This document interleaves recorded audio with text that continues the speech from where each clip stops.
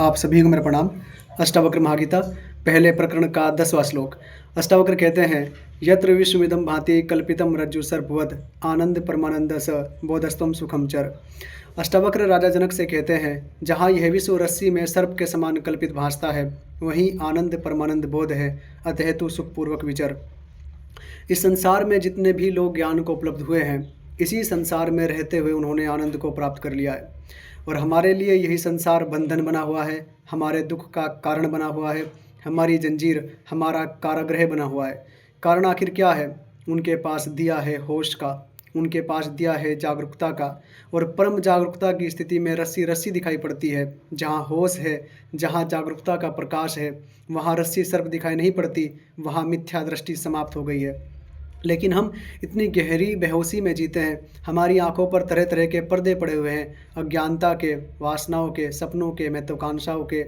लोभ है, ईर्ष्या है, लालच है, नफरत है, डर है, भय है, काम वासना है। तरह तरह के विकार, तरह तरह के पर्दे हमारी आंखों पर पड़े हुए हैं। और उन पर्दों के होते हुए, उन रंगीन चश्मों के होते हुए हम कभी भी चीज़ों को उनके वास्तविक स्वरूप में नहीं देख पाते। न हम जान पाते स्वयं को कि हम क्या हैं, न हम जान पाते संसार को कि संसार क्या है, जीवन आखिर क्या है।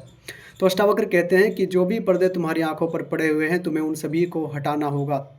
जब तक तुम गहरी बेहोशी में जी रहे हो, उस गहरी बेहोशी को लेकर के तुम राह से यदि गुजरोगे तो लड़खड़ाओगे, लोगों से टकराओगे, वस्तुओं से टकराओगे, चोट खाओगे, दुख पाओगे। तुम्हें उस गहरी बेहोशी को काटना होगा, ध्यान में स्थित होना होगा, साक्षी को जगाना होगा, चैतन्य में विश्राम करना होगा। और उस साक्षी के जागने पर, जिसको जय कृष्णमूर्ति कहते हैं, चॉइसलेसनेस अवेयरनेस, उस साक्षी के जागने पर तुम्हारे दुखों का भी अंत उसी तरीके से हो जाएगा जिस तरीके से अन्य सभी ज्ञानियों का हुआ है। और इसी को अष्टावक्र कहते हैं कि अब तू सुखपूर्वक विचर। आप सभी को मेरा प्रणाम। साक्षी को जगाइए, ध्यान का थोड़ा स्वाद चखिए। प्रणाम आप सभी को।